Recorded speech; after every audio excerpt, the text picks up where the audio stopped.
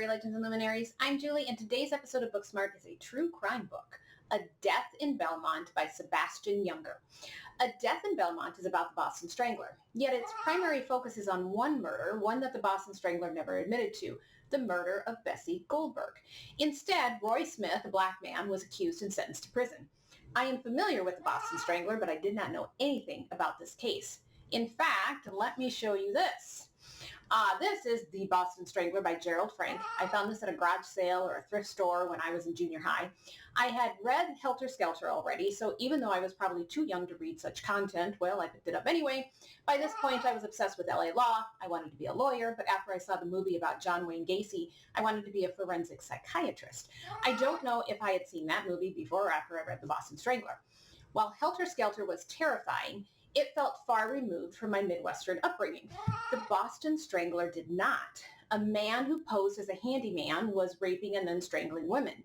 To this day, I hate having any stranger come into my house. I try to time such appointments when my husband is home. I don't know if that is a result of all the true crime stories I devoured as a teenager or not. The book was made into a movie with Henry Fonda, which I would also see in junior high. But Frank's book, The Boston Strangler, never mentions Bessie Goldberg or Roy Smith. A Death in Belmont is a murder that doesn't get the attention that the media gives The Boston Strangler, nor is Bessie Goldberg mentioned as a possible victim. The Boston Strangler movie, the recent one on Hulu, does not go into Bessie Goldberg's murder or Roy Smith's arrest either. Before I get into the book, a brief summary of The Boston Strangler is this. Albert DeSalvo was the Boston Strangler. I'm saying that allegedly. 13 murders are tied to him, most in the Boston area, but one as far as Salem between 1962 and 1964. The first 6 victims were women in their late 50s and 60s, and one was even 85 years old. Then he starts killing women in their 20s. The women led in their assailant, where they were then raped and strangled. Many of them posed in horrible ways. Albert DeSalvo was caught based on a surviving witness's description of him. He confesses, gets life in prison, but is stabbed about 6 years later.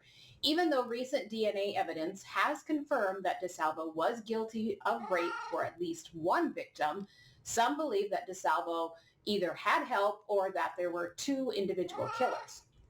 While A Death in Belmont gives you information on DeSalvo and the investigation and the trial, Junger's approach is much different than a typical true crime book. You might be familiar with his work if you know The Perfect Storm. He also wrote that. I have not read the book, but I have seen the movie and I liked it. Because Junger had personal connections to the Boston Strangler, this book looked more intriguing than your run-of-the-mill true crime book. It's that personal connection that is absolutely terrifying. His mother could have been a victim. It's a what-if terrifying scenario. Here's a picture that Junger includes at the beginning of the book. And it shows the author as a baby, and his mom is holding him. And then this guy right here is Albert DeSalvo. Junger's parents had hired the handyman to build a studio since his mother was an artist and the house was too small. This is what his mother said about the incident that created an almost terrifying what-if scenario. Ellen Junger, Belmont, Massachusetts. It was quite early.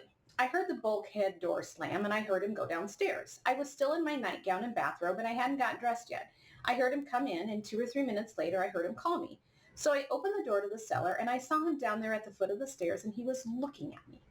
And he was looking in a way that is almost indescribable. He had this intense look in his eyes, a strange kind of burning in his eyes, as if he was almost trying to hypnotize me, as if by sheer force of will he could draw me down into the basement. My mother knew almost nothing about Al at this point. It was only 2 or 3 days into the job, and they had never even been alone together.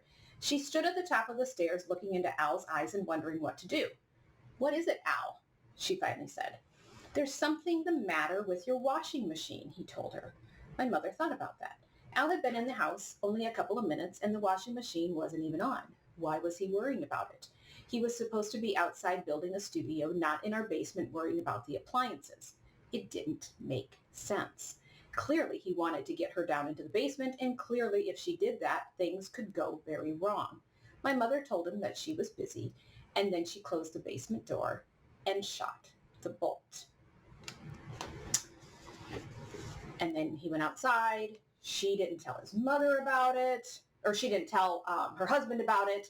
Her gut feeling, her instinct that something was off, probably saved her life that day. I get chills just thinking about it.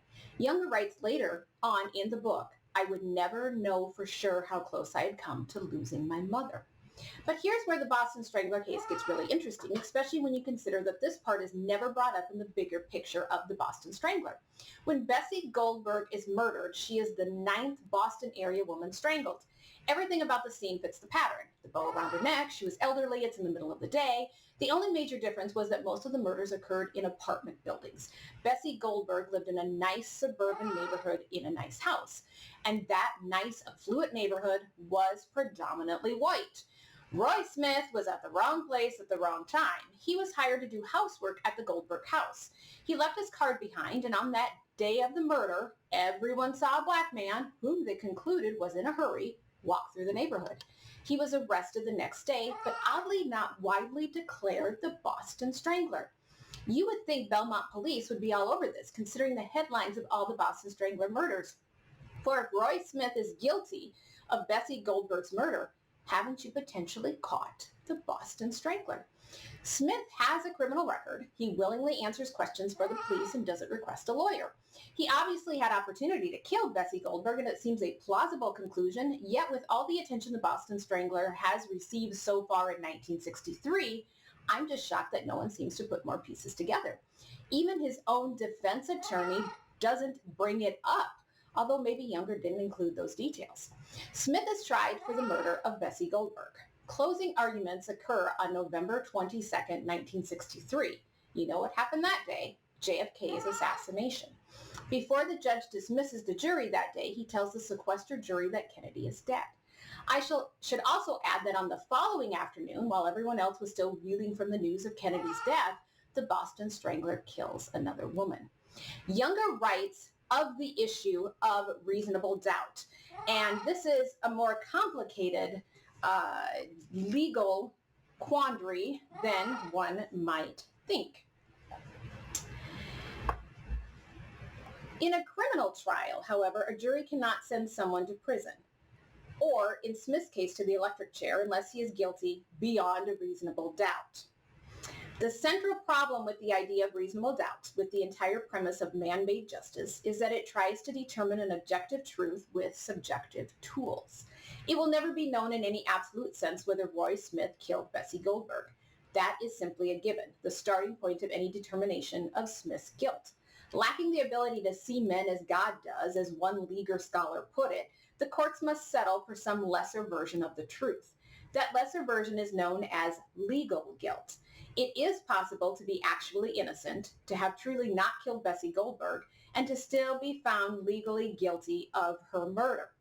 Legal guilt simply means that 12 unbiased people heard the evidence against you and decided that you killed Bessie Goldberg beyond any reasonable doubt. Maybe you did not kill her, strictly speaking. That is not a concern of the court. The concern of the court is that you receive fair justice, and justice is defined as having received a fair trial. Fair trials, in turn, have been described in the Constitution. Everything else is in the hands of the jury. The disadvantage of the system is that innocent people can be found guilty and put to death.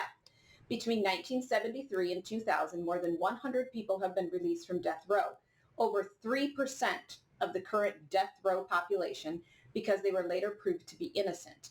As one defense attorney noted, the Federal Aviation Administration would never tolerate an airline that lost one plane out of 100. Why should the justice system? Good question. So, Roy Smith was sentenced to life in prison without the possibility of parole. The reason he gets life and not a death sentence was the removal of the rape charge, which doesn't really make sense. Whoever raped Bessie Goldberg had to have killed her, yet the jury requested the removal of the rape charge. Perhaps they did have reasonable doubt, but still said he was guilty. They just didn't want it on their conscience to put an innocent man to death. To further question the whole outcome of the trial, in 1976, Smith is granted release for time served, but he died of cancer before being free. Why would you commute a murderer's life sentence, after only 13 years? Younger also develops DeSalvo's confessions, states some possibilities for the discrepancies in those confessions, and brings up George Nasser, who some believe was the real Boston Strangler. You will not get in-depth information about a very complex case, but you'll get enough that will leave you questioning the case of Bessie Goldberg and Roy Smith, even though there were already many questions about the Boston Strangler already. While I was fascinated with Younger's personal connection to the Boston Strangler, I didn't always agree with his narrative choices. Sometimes he provides laborious details about the scene, like buildings and whatnot. I don't think I need every single tiny detail, although I do appreciate him setting the scene. And I'm not sure about his research. There's no endnotes or footnotes or anything like that. I think a little more meat is needed within the details. I didn't mind his sort of back and forth with information. He writes about Smith and DeSalvo and Smith and more crimes, as long as it fits together either chronologically or what have you, but sometimes it felt a bit random. And the book ends without a clear-cut conclusion, although part of that isn't Younger's fault since we can't all even agree whether DeSalvo was in fact the Boston Strangler. Younger writes this in regards to the truth, and it's a very excellent passage. He says, "One of the conceits of my profession is that it can discover the truth. It can pry open the world in all its complexity and contradiction and find out exactly what happened in a certain place on a certain day. Sometimes it can, but often the truth simply isn't knowable, not at least in an absolute way. As I did my research, I came to understand that not only was this story far messier than the one I'd grown up with, but that I would never know for sure what had actually happened in the Goldberg house that day. Without DNA evidence, Smith's guilt or innocence would always be a matter of conjecture. By extension, DeSalvo's possible role in the murder would also be a matter of conjecture, and I would never know for sure how close I had come to losing my mother. So if I was to say something meaningful in this story, I would have to do it without discovering the truth. But maybe the truth isn't even the most interesting thing about stories, I thought. Maybe the most interesting thing about stories is all the things that could be true. And maybe it's in the pursuit of those things that you understand the world in its deepest, most profound sense. If Roy Smith had not been working at the Goldberg residence the day she was killed, the murder would quickly have been added to the list of other Boston stranglings. It was so similar to the previous 8 killings that the police initially thought they had arrested the man responsible for all of them. They hadn't. If, for argument's sake, one excludes Smith as the murderer, then Bessie Goldberg becomes the 9th in a string of ghastly sex murders in Boston. Her killer becomes a white man because anyone else would have stood out on Scott Road. Her killer becomes someone who somehow entered her house between 3:05 when Smith left and 3:25 when 4 neighborhood children started playing kickball on the street outside. Alternatively, her killer becomes someone who entered her house through the back door between 3:25 and 3:50 when Israeli Goldberg came home. Her killer becomes someone skilled at killing older women because he did it so quickly and cleanly that Bessie Goldberg's glasses didn't even fall off. Her killer becomes a man with a very specific sexual compulsion because few robbers or murderers, in fact, not even that many rapists, rape the elderly. Her killer ultimately becomes someone who entered her house with the sole purpose of killing her and who carried it out in a way that not many men, psychologically or physically, would be capable of." This is Albert DeSalvo's description of himself. Whether or not DeSalvo was a Boston Strangler is another matter, but with Roy Smith out of the picture, the man who killed Bessie Goldberg becomes exactly the man Albert DeSalvo claimed he was. My conclusion with the whole thing is that since the police decided Roy Smith was guilty of killing Bessie Goldberg, there is no way her murder was going to get added to the Boston Strangler's victims. That would require the police, then the local district attorney's office, to admit that they charged and tried the wrong man. No one wants to do that. It's been happening for hundreds of years. Look at the Salem witch trials. You've already executed one supposed witch, and now that you realize it's all babblecocky, well, it's just best to keep hanging people as opposed to saying, oops, double down on it even. And I think that Younger does provide enough details to make us question Roy Smith's guilt and to wonder why Bessie Goldberg has never been added to the list of possible Boston stranglings. While I think Younger could have written the story differently, it's a compelling story nonetheless. I would have liked a continual personal touch with his family and more development there, but maybe I'm just nosy that way. I always say that good books will make you think, even if they're not the greatest thing you've ever read. Younger's book does that easily. Leaves you enough to ponder, even if DeSalvo wasn't responsible for all the Boston stranglings. It's a story that needed to be told that is relevant in the bigger picture of the Boston Strangler, that once again showcases our questionable justice system in regards to race and police work and due process, and just for the author's scary connection to Albert DeSalvo.